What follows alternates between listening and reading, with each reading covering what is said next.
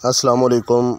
अज दी ये वीडियो बिलखसूस परदेसी बेलियां वास्ते, परदेसी भरावां वास्ते, जिहड़े लोग जिहड़े बेली अपने मुल्क तो अपने देश तो दूर दूसरे मुल्कों के काम कार वास्ते गए हुए ने और उत्थे काम कर रहे हैं। बहुत सारिया ईदां शबरातां उन्होंने उत्थे गुजारियां, जिहड़े कदी अपने फैमिलियां दे नाल, अपने भरावां दे नाल, अपने मित्रां दे नाल गुजारदे सी, लेकिन अज उत्थे कल्ले ईदां गुजार रहे हैं।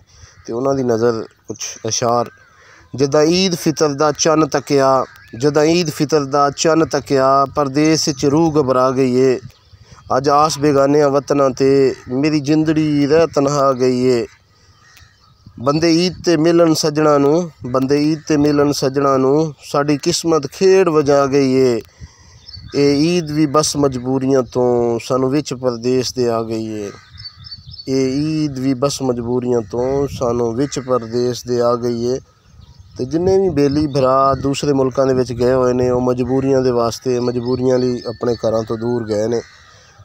एक काम करिया जे इस मैसेज नूं सुनन तो बाद, पहले असीं उन्हां दे कोलों पैसे मंगदे हां, मोबाइल, आईफोन, कपड़े, चीज़ां, लैपटॉप भेजो, लेकिन अज उन्हां नूं कॉल करके लाजमी पुछया जे कि यार तुसीं इस ईद ते अपने कपड़े नवे बनाए ने, नवीं जुत्ती लई है, कुछ खादा या नहीं खादा।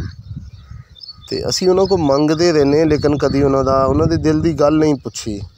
वो थले सौंदे ने, बर्तन खुद धोंदे ने, परेशान ने, बुखार होंदा, गोली खा के ढीठां की तरह फिर वो गड्डी च बैठ के काम ते चले जाते हैं और शाम को फिर आके सौ जाते हैं। उन्होंने यही जिंदगी है। तो उन्होंने नाल गल करिया जे इस वीडियो नूं सुनन तो बाद, देखण तो बाद, उन्होंने गल करके उन्होंने दिल दीयां गल्लां पुछिया जे, तो उन्होंने नाल अपनियां गल्लां शेयर करिया जे, अपने दिल दीयां गल्लां शेयर करिया जे। सोशल मीडिया ते वीडियो नज़र आई तो बड़ा दिल दुखिया। वीडियो ये सी कि एक नौजवान बंदा एक सड़क के उत्ते गुजर रहा सी, जा रहा सी, तो कार वाले ने रोकया, रोक के उन्हें पूछा कि यार तू कपड़े अपने नवे बनाए ईद वास्ते।